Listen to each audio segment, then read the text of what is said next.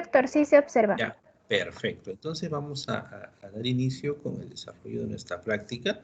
Bueno, nuestra práctica del día de hoy yo creo que ya prácticamente está hecha, ¿no? Porque definitivamente en el desarrollo de la clase teórica hemos abordado el tema de dos de las patologías a desarrollar, ¿no? En esta práctica, que ya la hemos visto, y la podemos reforzar ahorita nuevamente, ¿no? Como parte netamente de la práctica, y otra patología o otra neoplasia maligna, ¿no? De localización en testículo, que es el seminoma. Entonces vamos a verla. Aquí definitivamente el seminoma lo vamos a ver nosotros en el testículo, ¿no? Entonces, es una patología que nosotros las encontramos de presentación en los testículos. Dentro de los tumores testiculares, pues nosotros tenemos hasta el 40-45% de presentación como parte de los tumores testiculares a este seminoma, ¿no?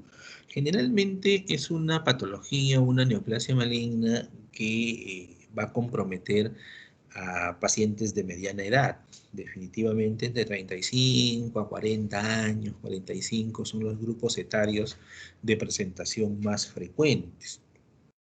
Por encima de los 50 años se puede presentar, pero ya es mucho más raro, así como también en los niños, ¿no? Es una presentación mucho menos frecuente o de presentación más raro. Estos tumores, ¿no? A nivel del testículo, pues son unas masas, una masa de tumoración, ¿no? Van condicionando un incremento del tamaño del testículo y en la gran mayoría tienen una presentación indolora, o sea, no le duele al paciente, ¿no?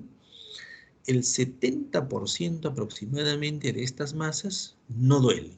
Entonces, a consecuencia de eso, nosotros hemos visto pacientes del interior del país llegar pues a la capital, ¿no? Y definitivamente con unas masas testiculares bastante grandes. Entonces, y como estas no duelen, siguen proliferando. Ahora, un pequeño porcentaje de estas, pues sí pueden ofrecer dolor, ¿no? Pueden ofrecer molestias, pueden incluso un pequeño porcentaje, aproximadamente el 10%, puede hacer metástasis, ¿no? La gran mayoría de estos tumores son unilaterales. ¿Qué significa? Están localizados en un solo lado, ¿no? Puede haber seminomas bilaterales, por supuesto, pero es muy raro, es poco frecuente encontrar seminomas bilaterales, ¿no? Entonces, por ahí que podemos encontrar algunos valores como el LDH incrementada, pues, ¿no? O la alfa-fetoproteína generalmente que la encontramos dentro de valores normales en el seminoma clásico, ¿no? El pronóstico de estos pacientes con un tratamiento de resección quirúrgica es bueno, ¿no? Es muy bueno, ¿no? ¿Qué es lo que nosotros vamos a ver? A ver, ¿quién tenemos acá en la descripción?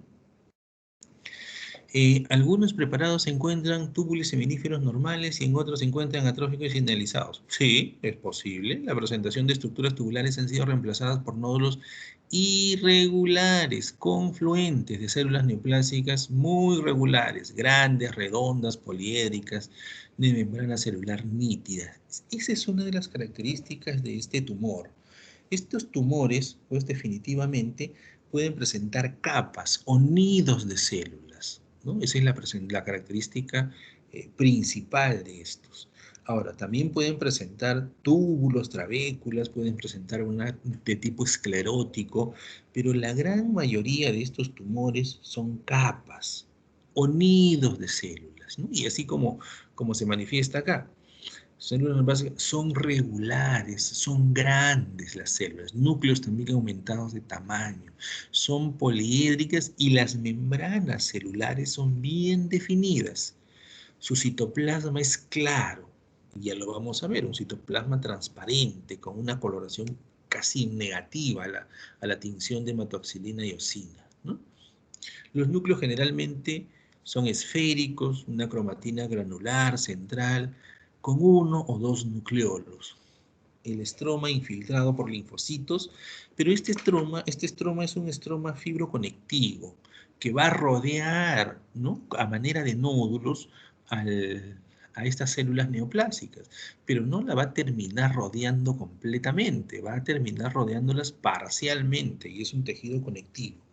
Ahora bien, este tejido conectivo, así como lo mencionamos acá, podemos encontrarlo nosotros asociados a un infiltrado inflamatorio de tipo linfocitario, de tipo crónico, el cual no es abundante, el cual es escaso, ¿no? Y va a dar esas presencias de esos nódulos, ¿no? Este tumor es idéntico al disgerminoma del ovario, ¿no?, por decirlo así. Y el diagnóstico, pues, es el seminoma, ¿no? Entonces, vamos a ver, ahí está. Estas tumoraciones, ¿no?, del seminoma, que va a producir un aumento del tamaño del testículo y la característica histológica con sus células en una representación esquemática ahí a ese nivel, ¿no? Incluso nosotros hemos encontrado pacientes que llegan con un volumen gigante, ¿no? Recuerdo yo cuando hacía la rotación en el INEN, ¿no?, en el residentado, pues un paciente un tumor testicular gigante y él decía que no acudía porque más bien que pensaba que era algo no malo, sino más bien beneficioso, ¿no? Bueno, son creencias, ¿no? Pero estaba frente, pues, a una tumoración que es el seminoma.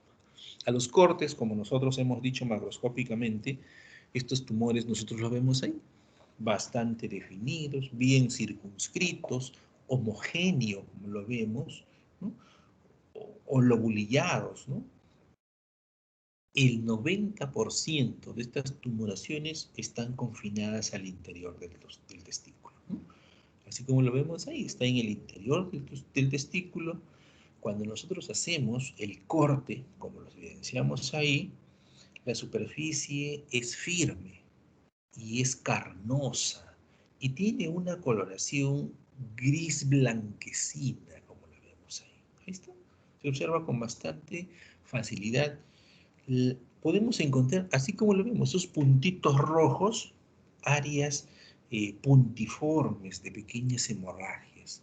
Podemos encontrar necrosis, no es muy frecuente encontrar necrosis, pero sí es posible que nosotros podamos encontrar como características de esta neoplasia.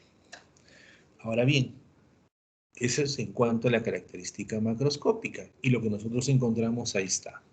Las células tumorales están dispuestas en pequeños nidos, ahí los vemos, ¿no?, con grupos separados por trabéculas fibrosas, ¿no?, que contienen linfocitos y células plasmáticas, ¿no? Aquí, por ejemplo, es peculiar observar esta característica. Bueno, no sé, aquí creo que se ve la crucecita, esta es la proliferación, con un infiltrado abundante, ¿no? Abundante, más que normal, abundante, ¿no? Generalmente no lo es tanto en el seminoma de tipo clásico, ¿no?, con infiltrado inflamatorio de tipo mononuclear. Vamos a ver si tenemos, acá está, esta imagen está mucho mejor.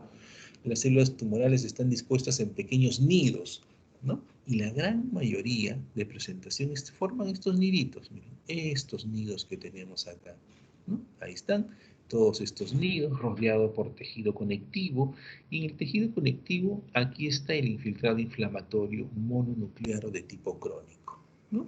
Las células tumorales están dispuestas en pequeños nidos o grupos separados por trabéculas fibrosas que contienen linfocitos y células plasmáticas. Ahí está. En cuanto a las características que nosotros vamos a encontrar, estas células son células grandes, ¿no?, poligonales, células grandes, poligonales, redondas, con un abundante citoplasma. Si nosotros individualizamos un elemento celular, miren, ve cómo puedo yo definir la membrana citoplasmática con bastante claridad, bien definida o nítida, podría yo decir, con un citoplasma amplio, un citoplasma de una coloración blanquecina o con tinción en negativo, la coloración de hematoxilina y eosina. Yo puedo buscar, mírenme, ay, ¿qué he hecho? Ahí está. Aquí están, miren, estos son los nucleolos, ¿no? Ahí está, 1 y 2 nucleolos, por ejemplo, tiene este elemento celular. O sea, yo puedo encontrar núcleos aumentados de tamaño con presencia de 1 a 2 nucleolos, ¿no? Y con bastante facilidad puedo llegar a encontrar eso. Ahora bien, este seminoma ya es un seminoma, miren, ve. Acá, por ejemplo, que me llama la atención a mí esto, ¿no? Este que está acá es una mitosis. Ahí está, es una mitosis. Busco otra mitosis, ya no se me hace frecuente encontrar otra mitosis, pero cuando nosotros encontramos esa característica en este corte, o acá, miren, quisiera insinuarse, ¿no? Pero no es tan claro. Generalmente, y la gran mayoría de las neoplasias malignas, como el seminoma, la característica es que forman nidos separados por septos fibrosos. Estos que están acá son los septos fibrosos con infiltrado inflamatorio mononuclear o linfocitos que están ahí más células plasmáticas. En el interior yo voy a ver que está conformado por células poligonales de membranas citoplasmáticas bien definidas, ¿no? Con un citoplasma claro, con núcleos aumentados de tamaño, con presencia de macronucleolos, uno o dos macronucleolos, ¿no? Entonces esas son las características principales que yo encuentro. Pero me llama la atención, y lo repito, esta imagen de aquí, esta mitosis. Y diera la impresión acá, otra mitosis, ese núcleo, ¿no? Irregular, pareciera otra mitosis, pero este sí con toda seguridad es una mitosis. ¿Por qué hago referencia a ello? Porque cuando nosotros en un campo de alto poder encontramos más de 3 mitosis, estamos frente a un seminoma de tipo anaplásico, ¿no? Donde ya los cambios citológicos son mucho más aberrantes, los cambios citológicos se hacen mucho más feos, por decirlo así fenotípicamente, ¿no? En cambio, en un seminoma de tipo clásico, pues definitivamente yo observo esas características, los nidos celulares, las células poligonales, la membrana citoplasmática bien definida, el citoplasma claro, el tejido conectivo que rodea y que no termina rodeando completamente y que está con infiltrado inflamatorio en ese tejido conectivo, pero aquí los cambios fenotípicos de malignidad de estas células pues son mucho más evidentes, ¿no? Estos dos mitosis me hacen pensar que de repente en otro campo, en esta tumoración, yo podría encontrar más de 3 mitosis en un campo de alto poder y ya cambiaría la denominación, ¿no?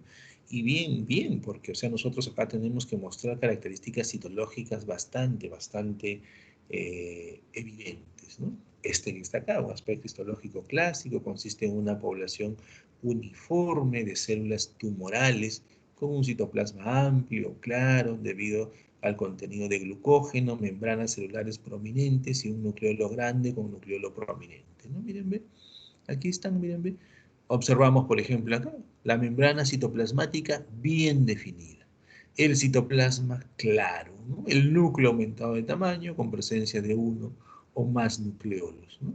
Este es el tejido conectivo, ¿no? Ahora, la presentación, como lo había manifestado yo al inicio, son la de tipos sólidos o los nidos de células, que es la más frecuente. También pueden encontrar que forman como túbulos o como trabéculas, ¿no? Recuerden ustedes las trabéculas en la neoplasia maligna del hígado de origen primario, ¿no? Que es el hepatocarcinoma, forman trabéculas. O lo otro que puede ser esclerótico, con tejido fibroso abundante, ¿no? Que puede definir este tipo de patología. Bueno, eso es en relación pues al seminoma. El seminoma fácil de diagnosticar, ¿no? Esta imagen es la que más se aproxima, ¿no? Pero con esta sola imagen decir seminoma, sí, porque sí se puede, porque el citoplasma son nidos celulares, el citoplasma es claro, sí, podría uno poner esta muestra para una evaluación y decir que seminoma, pues en testículo, ¿no? Imagen ya no tanto, pues definitivamente no nos ayuda mucho, pero podemos nosotros con motivos de evaluación encontrar otra imagen con características contundentes, donde no haya duda que se trata de testículo, ¿no? Con todas las características citológicas. Y en cuanto a la hiperplasia nodular prostática, pues ya hemos hablado bastante de esta próstata, ¿no? Donde se produce pues un incremento del número de células, tanto a nivel del estroma como a nivel del revestimiento epitelial de estas glándulas, ¿no? Produciendo un incremento o una dilatación de estas glándulas, ¿no? Con lógicamente su aumento del número de estas células, pero no van a evidenciar ningún cambio displásico ni neoplásico en el revestimiento epitelial, así como también una proliferación del estroma fibromuscular, no condicionando tampoco ningún cambio citológico a ese nivel, ¿no? Y en consecuencia, esta patología sucede generalmente ¿dónde? En la zona de transición de preferencia, en las zonas que están periféricas a la uretra, por eso es que causan y condicionan ese proceso de tipo obstructivo a ese nivel, ¿no? Entonces, en ese sentido, pues definitivamente nosotros vamos a hacer evidente pues que ese efecto de compresión que hacen ellas, esta masa, este nódulo sobre la glándula, perdón, sobre la uretra prostática, es la que va a manifestar, como bien hemos manifestado, todas las manifestaciones clínicas en cuanto a la hiperplasia prostática, ¿no? Aquí está, esta es una próstata, ¿no? Más que normal, pues esta es la imagen que tiene el Robbins para describir más que todo pues a una neoplasia, ¿no? Entonces, pero bueno, eso veremos, porque en esta otra zona, pues donde están las glándulas dilatadas, pues definitivamente evidencia pues glándula prostática con hiperplasia, ¿no? Recordemos que nosotros podemos encontrar tanto en una próstata áreas de hiperplasia prostática como de neoplásica, ¿no? Pero entonces definitivamente esta zona pues no es igual, por ejemplo, en las zonas que encontramos a este nivel, ¿no? Entonces, en ese sentido, pues definitivamente tendríamos que decir, pues, ¿no? Que en esa zona, pues, hay algo que no es normal, que no es homogéneo, ¿no? Y eso está en relación más al adenocarcinoma de próstata que a la próstata normal, pues, ¿no? Ahí está.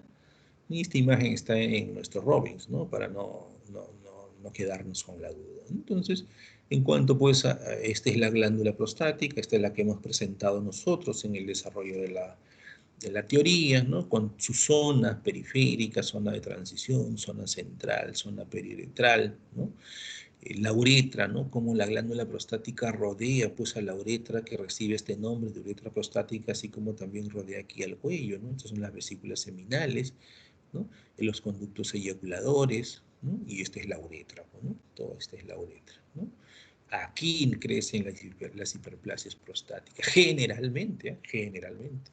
Y aquí las neoplasias malignas o los adenocarcinomas, generalmente, pues, ¿no? Entonces, nosotros en cuanto a las patologías, pues esta es una presentación, ¿no? De una clase ya, ¿no? Entonces podemos encontrar diferentes tipos de patologías, ¿no? Como las que ya hemos descrito nosotros en nuestra clase, ¿no? Aquí están las características histológicas normales, ya las hemos nosotros observado en el desarrollo de la práctica. Este es el estroma fibromuscular, ¿no? Esta es una fibra muscular lisa, ¿no? Esta que están acá, por ejemplo, serán estas células fusiforme, alargadas, son fibroblastos, ¿no? Porque el tejido aquí, el estroma básicamente es fibro muscular, ¿no? Este es el revestimiento epitelial, ¿no? Miren, ve, esta que están acá son las células basales, estas son las células cilíndricas internas, ¿no? Los núcleos de distribución basal, las proyecciones papilares, ¿no? Que también ya van haciéndose manifiesta en una próstata, entre comillas, normal, ¿no? Porque yo veo proyecciones papilares, ¿no? También podrían haber, pero no es tan frecuente, ¿no? La dilatación de la glándula a este nivel, ¿no? Una glándula ligeramente ya aumentada de tamaño, ¿no? Entonces, eso está en relación más a una hiperplasia prostática, ¿no? Aquí, por ejemplo, tenemos la hiperplasia prostática, es la vejiga, este será la uretra, esta es mi próstata, también ¿no? La hemos abierto a la mitad para ver que cómo comprime, cómo va a comprimir conforme que crezca, pues, ¿no? Mi nódulo, por ejemplo, localizado en la periferia de la uretra, puede aplastar este ducto y definitivamente causar obstrucción, ¿no? Aquí, así como este que está acá, miren, que un nódulo que puede crecer a ese nivel, incluso aplastar hasta el cuello de la misma, de la misma vejiga y lograr obstruirla, ¿no? Lograr por efecto mecánico, ¿no? efecto mecánico la aplasta, es como que yo lo chanco, la aplasto aquí, ¿no? Y aquí en el interior, ¿no? Se ha metido a la vejiga, el nódulo ha crecido y definitivamente va a causar obstrucción. Los mecanismos ya los hemos mencionado: testosterona, 5-alfa-reductasa, tipo 1 en la próstata, tipo 2 extraprostático, transforman a dihidrotestosterona, de dihidrotestosterona van a los receptores androgénicos, estimulan los factores de crecimiento fibroblásticos, tanto como transformante beta, y van a estimular la proliferación tanto estromal como del epitelio de revestimiento, así como también inhibir la muerte celular o la apoptosis. Mecanismo de formación de este tipo de patologías. Acá tenemos las próstatas, ¿no? Miren bien el nódulo, cómo aplasta la uretra prostática, ¿no? Definitivamente eso no va a dejar que el paciente orine, pues, ¿no? No es que no vaya a dejar, ¿no? El término más apropiado es va a dificultar la salida de la orina, ¿no? Ese es el término apropiado. Y en un crecimiento de estos nódulos muy severos, pues definitivamente pueden dejar que orine, pues, esa es la verdad. Eso es lo cierto, ¿no?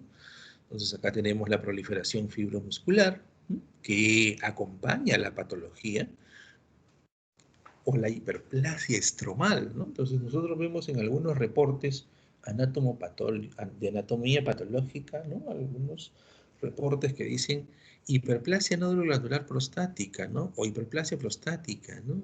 Y como segundo diagnóstico, hiperplasia estromal, ¿no? De repente algunos que tienen sus papás, sus familiares, o sus vecinos, les dice: tú estudias medicina, a ver, mírame este informe, dice hiperplasia prostática y hiperplasia estromal, ¿no? Recordemos nosotros que la hiperplasia prostática, como lo hemos definido en la teoría, está relacionada a un aumento del número y dilatación de las glándulas, así como también a un aumento del estroma fibromuscular.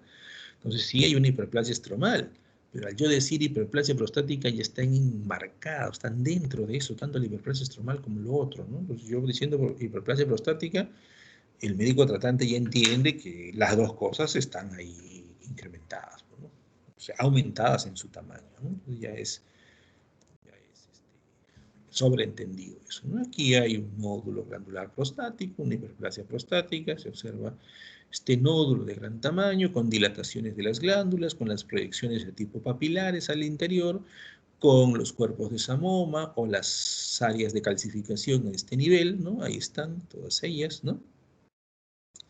Y las características, las proyecciones papilares al interior, las dilataciones de las glándulas, ¿no? Todas las características que nosotros ya hemos mencionado en el desarrollo de la teoría, ¿no? La hiperplasia estromal, aquí está, fibromuscular, ¿no? Que es el término correcto, apropiado. Ojo, en la hiperplasia no hay atipia citológica, no encuentro las características citológicas, son las mismas que en una próstata normal, ¿no? Lo que aumenta es el número de estas células en los dos componentes, ¿no? Aquí tenemos el citoplasma, ese eosinófilo o pálido, los núcleos son uniformes, ¿no? Todos los núcleos son del mismo tamaño, o por lo menos bien parecidos, ¿no? Porque por efecto de corte puede dar la impresión que uno es más pequeño, pero cuando analizamos la cromatina no tiene ningún cambio, ¿no? Es como que el otro está a un nivel y el otro corte del otro núcleo está al otro nivel, pero no tiene ninguna relación con malignidad, ¿no? Y se puede ver con mucha claridad, miren aquí, la capa de células basales. Ahí está la capa de células basales. Esta es la capa de células basales. Este que está aquí es la capa de células basales, que pueden ser células planas o cúbicas bajas, ¿no? Ahí está. Eso nomás, la presencia de la capa de células basales ya me dice pues que esto es benigno, ¿no? Ya me aleja toda sospecha que yo pueda tener. ¿Será maligno? Pero si está en las capas de células basales, no, no lo es.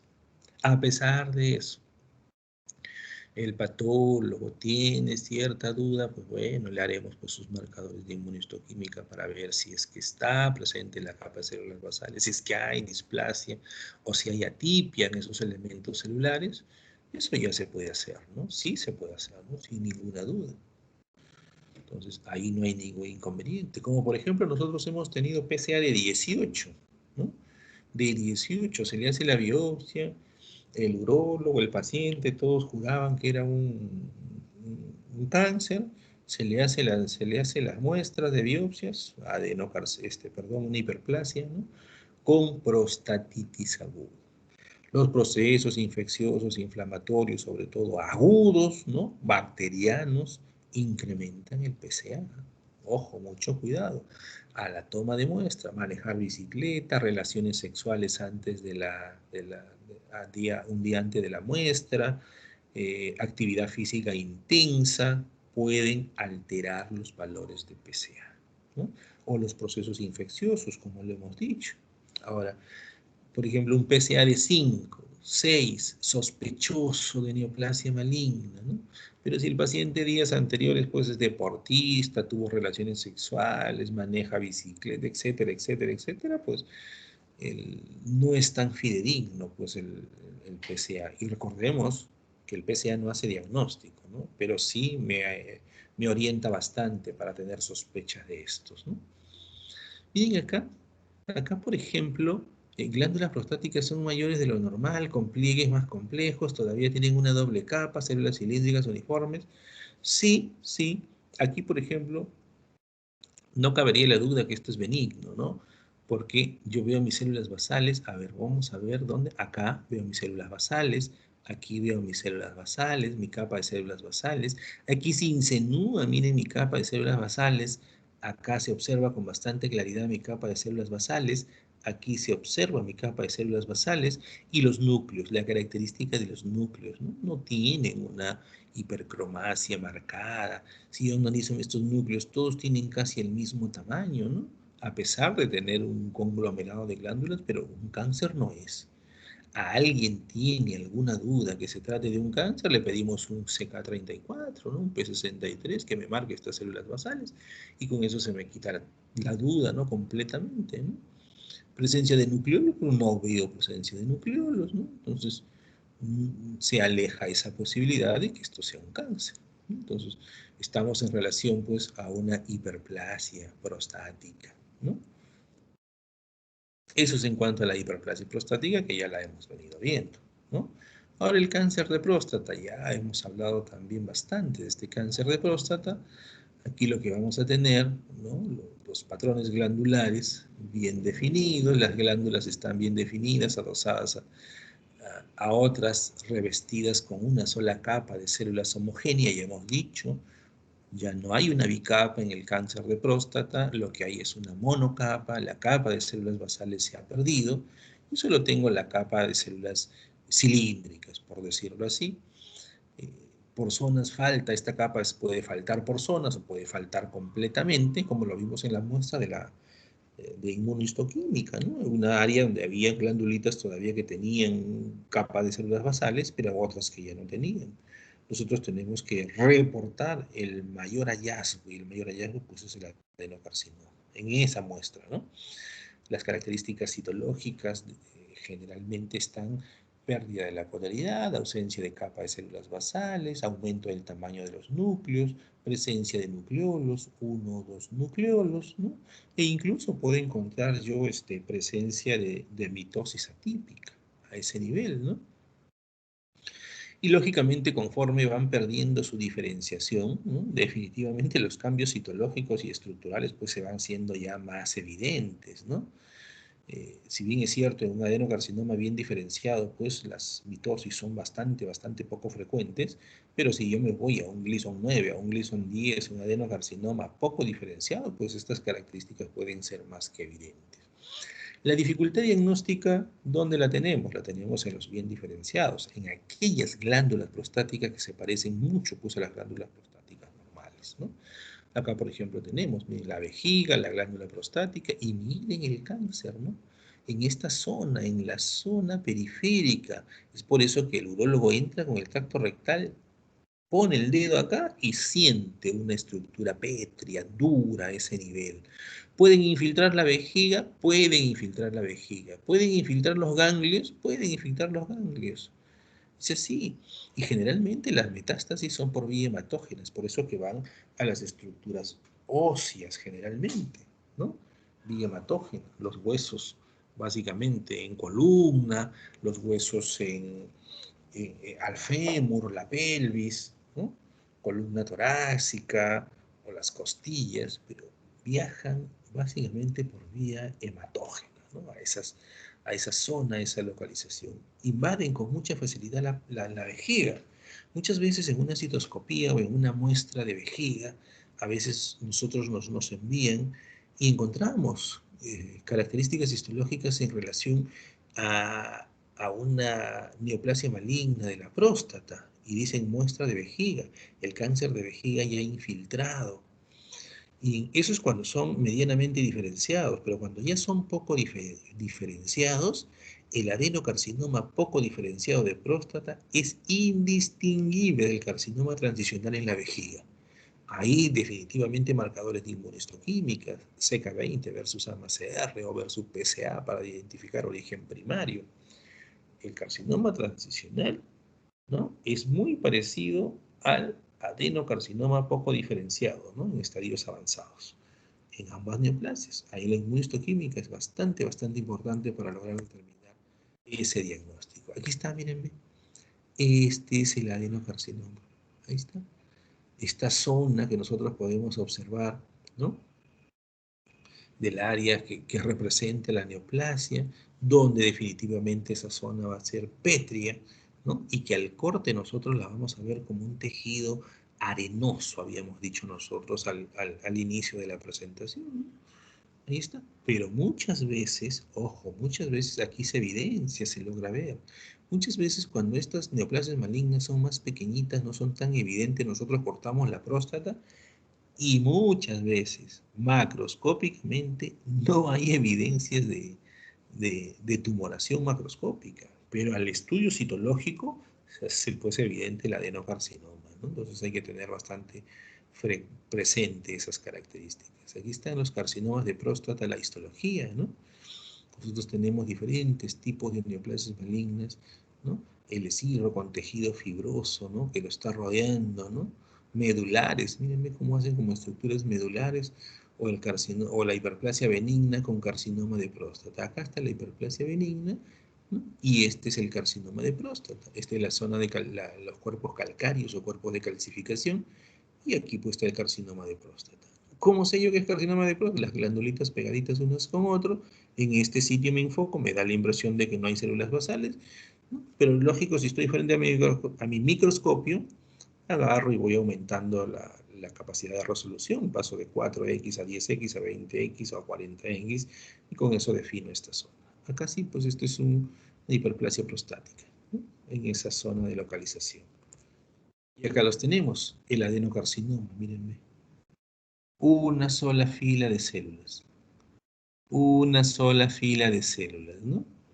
A ese aumento yo no puedo pasar a ver, ¿no?, las características citológicas, ¿no? Estoy un poco de lejos, pero esa característica de tener glándulas, ¿no?, pegadas unas con las otras, evidenciando el fenómeno back to back o espalda con espalda de estas glándulas, el revestimiento de una capa de células, definitivamente me orienta a una neoplasia maligna. Al igual que estas de acá, mírenme, glándulas pegaditas unas con las otras. Ahí están, unas con las otras pegaditas. Definitivamente, pues las características citológicas o estructurales más que citológicas a este aumento, pues orientan a una neoplasia maligna. Y cuando yo paso a mayor aumento, aquí sí ya veo características citológicas. Acá evidencio, y miren, una glándulita. Aquí hay una glándula, ¿no? Y en esta otra zona ya se ha perdido las estructuras tubulares. Aquí veo ya una masa sólida de elementos celulares, y si bien es cierto, las mitosis no son muy frecuentes en un adenocarcinoma bien diferenciado, medianamente diferenciado, pero acá sí ya se hace más frecuente. Miren, esto está en relación a una mitosis, esto que está acá está en otro, pero este ya es un carcinoma medianamente diferenciado. Nosotros habíamos mencionado que aplicamos el Gleason 5 cuando encontramos células sueltas. Estas son células sueltas. Aquí yo diría un 5 más 4. Adenocarcinoma poco diferenciado, Gleason 9. ¿Mm? Lógico, esto es una masa celular y aquí ya no veo estructuras glandulares, salvo esta, ¿no? Y por esta yo diría 4, pues, ¿no? 4 porque está pegadita a otro, 5 más 4, 9. Entonces sería el Gleason acá. Acá el Gleason podría yo estar en relación, a ver, por esta que está acá, un 3 más 4. Y esta que está acá sería un 3 más 3. O sea, este es un bien diferenciado, este es un medianamente diferenciado y este es un poco diferenciado, ¿no?, de acuerdo a las características citológicas Y supongo que el doctor que ha preparado la presentación las ha puesto así, uno poco un bien diferenciado, un medianamente diferenciado y un adenocarcinoma poco diferenciado según la clasificación de la escala de Gleason. Las glándulas neoplásicas están dispuestas espalda, con poco o ningún estroma intermedio. Y eso es cierto, pues, ¿no? Aquí están, miren las glándulas, ahí están.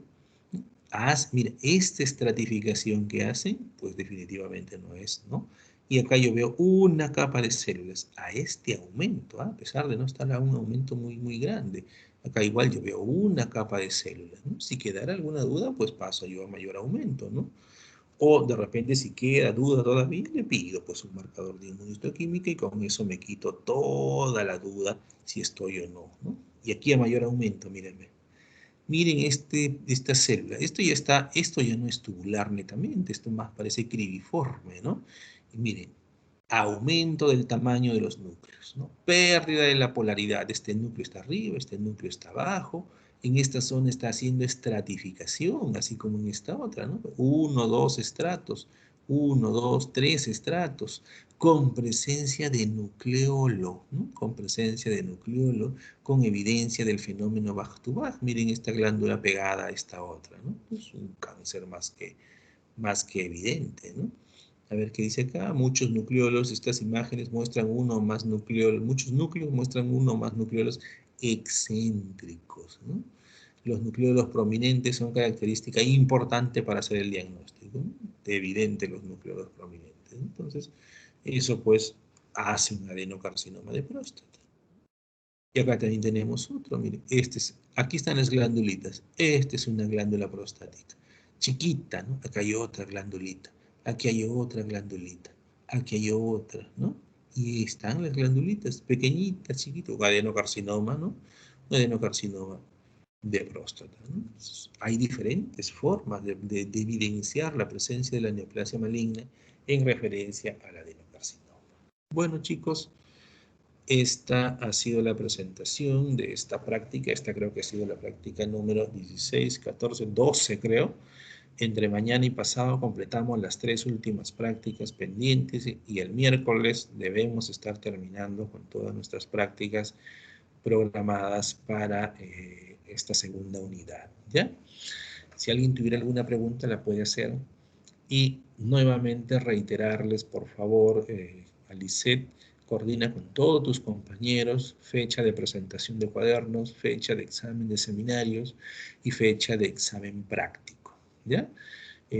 La fecha puede ser cualquier día, ¿ya? Menos sábados y domingos por si acaso, menos sábados y domingos, y antes del 31, ¿ya? Entonces, en ese sentido, hasta el miércoles deciden esas fechas, me informan, ¿no? El miércoles y con eso pues ya estamos programados